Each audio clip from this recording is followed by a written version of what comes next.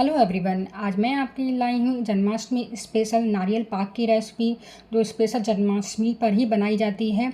और इसको बनाने में 10 मिनट लगते हैं और एकदम सॉफ्ट और मुंह में घुलने वाला है हमारा ये नारियल का पाक बनके तैयार होता है। देखिए कितना बढ़िया टेक्सचर है इसका। अगर आपको ये वीडियो थोड़ा सा भी पसंद आए तो लाइक शेयर ज़रूर करिएगा। तो चलिए शुरू करते हैं। तो इसको बनाने के लिए मैंने एक सूखा नारियल का गोला आता है, इसको मैंने ग्रेट कर लिया है। मेजरिंग से ये 2 कप नारियल का गोला बुरादा है। इसके लिए आपको बाजार का जो नारियल का बुरादा आता है, मतलब डेसिकेटेड कोकोनट, वो इस्तेमाल नहीं करना है। आपको ड्राई कोकोनट ही इस्तेमाल करना है, तभी इस नारियल पाक का फ्लेवर और टेस्ट अच्छा आता है। अब इसको हमें लो फ्लेम पर रोस्ट कर लेना है जब तक इसका कच्चापन नहीं निकल जाता है। सिर्फ 2-3 मिनट ही रोस्ट करना है, ज़्यादा रोस्ट नहीं करना है। इससे क्या हमारी मिठाई की शेल्फ लाइफ बढ़ जाती है। और देखिए हमारा नारियल का बुरादा रोस्ट हो चुका है। बस इतना ही रोस्ट करेंगे। अब इसको हम प्लेट में ट्रांसफ़र कर लेते हैं। जो नारियल का पाक हम आज बनाने जा रहे हैं वो स्पेशली ड्राई कोकोनट से ही बनता है, मतलब नारियल के गोले से ही। इसके लिए डेसिकेटेड कोकोनट आपको इस्तेमाल नहीं करना है। तो जो हमारा नारियल का रोस्ट हो चुका है, अब मैं उसी कढ़ाई में 2 चम्मच पॉपी सीड्स ले रही हूँ, 2 टेबल स्पून है। अब इसको भी हमें लो फ्लेम पर रोस्ट करना है। आपको घी वगैरह का इस्तेमाल नहीं करना है, बिना घी के ही रोस्ट करना है। तो इसको हल्की आंच पे हमें रोस्ट करना है 1-2 मिनट के लिए, जब तक इसका कच्चापन नहीं निकल जाता। तो देखिए हमारा पॉपी सीड्स भी रोस्ट हो चुका है। बस इसको इतना ही रोस्ट करेंगे, इससे ज़्यादा रोस्ट नहीं करेंगे। अब इसको भी हमें उसी प्लेट में ट्रांसफ़र कर देते हैं। ये नारियल पाक खाने में इतना टेस्टी लगता है और कृष्ण जी को तो ये बहुत पसंद आता है। तो देखिए हमारा खसखस भी रोस्ट हो चुका है। अब मैंने वही कढ़ाई लिया, उसमें 1 चम्मच घी डाल देंगे और घी को अच्छे से गर्म होने देंगे। और इसमें मैंने 1 कप मखाना लिया है, फॉक्स नट्स बोलते हैं जिसको। और सारा मेजरिंग मैं उसी कप से कर रही हूँ, तो सब चीज़ें हमें उसी कप से नाप कर ही लेना है। इसको भी हमें रोस्ट कर लेना है अच्छे से, जब तक ये क्रंची नहीं हो जाता, मतलब हाथ से टूटने नहीं लगता तब तक। मखाना भी हमारा रोस्ट हो चुका है। इसको भी हम प्लेट में निकाल लेते हैं। जैसे ये ठंडा हो जाए, तब तक ये ठंडा होगा, तब तक हम बाकी की चीज़ें रोस्ट कर लेते हैं। तो मखाने को हम साइड में रखते हैं। अब मैंने फिर से 1 चम्मच घी लिया है। अब मैंने इसमें आधा कप ड्राई फ्रूट्स लिए हैं, इसको भी मैंने ग्रेट कर लिया है। मैंने इसके लिए कोई फाइन चीज़ नहीं ली है, क्योंकि जो हम आज नारियल का पाक बना रहे हैं इसमें हर चीज़ दरदरी ही होनी चाहिए, एकदम फाइन पाउडर नहीं होना चाहिए। अब इसको भी हमें 1-2 मिनट अच्छे से रोस्ट कर लेना है, जिससे ड्राई फ्रूट्स का भी कच्चापन निकल जाए। अब इसको भी हम उसी प्लेट में ट्रांसफ़र कर देते हैं। तो ड्राई फ्रूट्स भी हमारा रोस्ट हो चुका है। अब इसी को हमें ट्रांसफ़र कर दिया है। अब मैंने वही कढ़ाई ली है। अब मैं इसमें 1.5 कप चीनी ले रही हूँ, क्योंकि उसी कप से मैंने मेजरिंग करके ली है। और 2/3 कप पानी का इस्तेमाल कर रही हूँ। और जब तक हमारी चीनी मेल्ट हो रही है, तब तक हम बाकी की तैयारी कर लेते हैं। हमें एक तार की चाशनी बनानी है।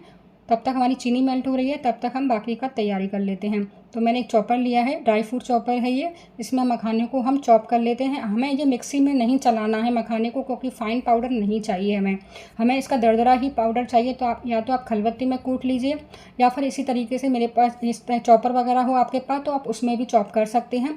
उसमें भी बढ़िया आसान तरीके से ये चॉप हो जाता है, क्योंकि इस मिठाई का जो फ्लेवर है ना, इसी तरीके से आता है। फ़ाइन पाउडर बनाएंगे तो उसका बढ़िया फ्लेवर नहीं आता है। देखिए आपको दिख रहा होगा कितना बढ़िया टेक्सचर आया है। इस तरीके से हम सारे मखाने को ग्रेट कर लेंगे। तो मखाना मैंने ग्रेट करके रख लिया है। अब जिस प्लेट में हमें बर्फ़ी को जमाना है, तो उस प्लेट को हम घी से ग्रीस कर लेते हैं, जिससे क्या हमारी मिठाई आसानी से निकल जाए। तो प्लेट हमारी ग्रीस हो चुकी है, इसको हम साइड में रखते हैं। अब चाशनी को भी देख लेते हैं। तो देखिए चीनी हमारी मेल्ट हो चुकी है। अब इसको हम तब तक पकाएंगे जब तक हमें 1 तार की चाशनी नहीं मिल जाती। हमें सिर्फ 1 तार की चाशनी ही बनानी है, उससे ज़्यादा चाशनी नहीं बनानी है, मतलब उसको और ज़्यादा नहीं पकाना है। जैसे ही आपकी 1 तार की चाशनी बन जाए, वैसे ही हम तुरंत ही सारी चीज़ों को ऐड कर देंगे। तो देखिए चाशनी हम चेक कर लेते हैं। 1 तार की चाशनी हमारी बन चुकी है, देखिए आपको दिख रही होगी। बस इसकी कंसिस्टेंसी हमें इतनी ही चाहिए, इससे ज़्यादा नहीं चाहिए। तो हमारी चाशनी रेडी हो चुकी है। अब तुरंत ही हम इसमें सारी चीज़ें मिक्स कर देते हैं। तो मखाना वगैरह जो हमने रोस्ट वगैरह करके रखा था, सारी चीज़ें ड्राई फ्रूट्स वगैरह सब इसमें हम डाल देते हैं और तुरंत ही इसको मिक्स करना है। अब सारी चीज़ों को अच्छे से मिक्स कर देते हैं, जिससे चाशनी में जो अच्छे से मिक्स हो जाए। मिक्स करने के बाद आपको ज़्यादा पकाना नहीं है इसको, बस सारी चीज़ें मिक्स हो जाएँ, फिर इसको तुरंत ही हम प्लेट में ट्रांसफ़र कर देंगे। तो देखिए हमने सारी चीज़ें मिक्स कर दी हैं। अब मैं इसमें 1 चम्मच काली मिर्च का पाउडर फ्रेश कूट के डालिएगा, और 1 चम्मच इलायची का पाउडर। काली मिर्च का पाउडर क्या है, इसकी मिठास को कंट्रोल करता है और इसके टेस्ट को इन्हेंस भी करता है। अब हमने सारी चीज़ें अच्छे से मिक्स कर दी हैं। सिर्फ आपको मिक्स करना है, पकाना बिल्कुल भी नहीं है, वरना आपकी मिठाई हार्ड हो जाएगी। आपको सिर्फ मिक्स करना है, और मिक्स करने के बाद ही तुरंत गैस का फ्लेम बंद कर देना है और इसको तुरंत ही हमें प्लेट में ट्रांसफ़र कर देना, वरना ये तुरंत सेट हो जाती है। इसको सेट होने में ज़्यादा टाइम नहीं लगता है। ये बहुत जल्दी सेट होती है, 5-10 मिनट में ये मिठाई बन के तैयार हो जाती है, ज़्यादा टाइम नहीं लगता है इस मिठाई को बनाने में। अब इसको तुरंत ही हम प्लेट में अच्छे से सेट कर देते हैं, इसको छोड़ना नहीं है वरना ये फटाफट सेट हो जाती है। इसको फटाफट से आपको गरम गरम में ही सारा काम करना है, बस आपको ज़्यादा पकाना नहीं है, याद रखिए। देखिए हमने अच्छे से मिठाई को सेट कर दिया है। अब इस पर हम कट के निशान लगा देते हैं, जिससे क्या हमारी मिठाई आसानी से निकल जाएगी, क्योंकि ये 5-10 मिनट में ही सेट हो जाती है पूरी तरीके से।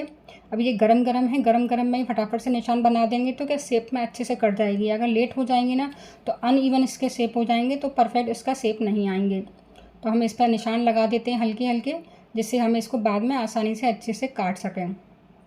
तो देखिए हमने सारे निशान लगा दिए हैं। अब इसको 10 मिनट छोड़ देते हैं, जैसे ठंडी हो जाए उसके बाद हम इसको कट करेंगे। तो जो ठंडी हो चुकी है, अब इस पर हम दोबारा से निशान लगा लेते हैं, जिससे हमारी मिठाई आसानी से निकल जाए। अगर आपकी मिठाई हार्ड हो जाए तो आप इसको थोड़ी देर गैस के ऊपर रख दीजिए, जिससे ये आसानी से निकल जाएगी, बिल्कुल भी टूटेगी नहीं। तो देखिए मेरी मिठाई अच्छे से निकल आई है, एकदम परफेक्ट बनी है। तो आपको सिर्फ कढ़ाई में चाशनी एक तरह की हो जाए तुरंत ही सारी चीज़ें मिक्स करनी है, और मिक्स करने के बाद तुरंत ही इसको प्लेट में ट्रांसफ़र करना है, ज़्यादा नहीं पकाना है। अगर आपने गलती से भी ज़्यादा पका दी तो ये मिठाई हार्ड हो जाएगी। तो देखिए कितने बढ़िया हमारे पीस आराम से निकल गए हैं, बिल्कुल भी दिक्कत नहीं आई है, और एकदम परफेक्ट हमारे पीसेस निकले हैं, एकदम सॉफ्ट मिठाई बन के ये तैयार होती है। देखिए एकदम सॉफ्ट है, मैं आपको तोड़कर भी दिखाती हूँ, कोई भी इस मिठाई को खा सकता है। और कृष्ण जी को तो ये मिठाई बहुत पसंद है, क्योंकि हमेशा जन्माष्टमी पर इसी तरीके की मिठाई बनाई जाती है। देखिए हमारी मिठाई बनके तैयार हो गई है। चलिए इसको प्लेट में भी लगा लेते हैं। तो आपको ये वीडियो कैसा लगा मुझे कमेंट करके ज़रूर बताइए। अगर आपको ये वीडियो थोड़ा सा भी पसंद आया हो तो लाइक शेयर ज़रूर करिएगा, और मेरे चैनल को सब्सक्राइब करना बिल्कुल मत भूलिएगा। तो देखिए हमने ढेर सारी मिठाई बना के तैयार कर ली है, सिर्फ 10 मिनट लगे हैं, और ज़्यादा सामान की भी ज़रूरत नहीं लगी, और ना ही ज़्यादा घी की ज़रूरत पड़ी। आप इसको बिना मखाने के भी बना सकते हैं, सिंपल नारियल से, तब भी ये मिठाई खाने में बहुत टेस्टी बनती है। तो देखिए हमारी ढेर सारी मिठाई बनके तैयार हो गई है। मैं आपको तोड़कर भी दिखाती हूँ फिर से। देखिए कितना सॉफ्ट मिठाई का टेक्सचर है। आई होप आपको वीडियो पसंद आया हो। Thank you.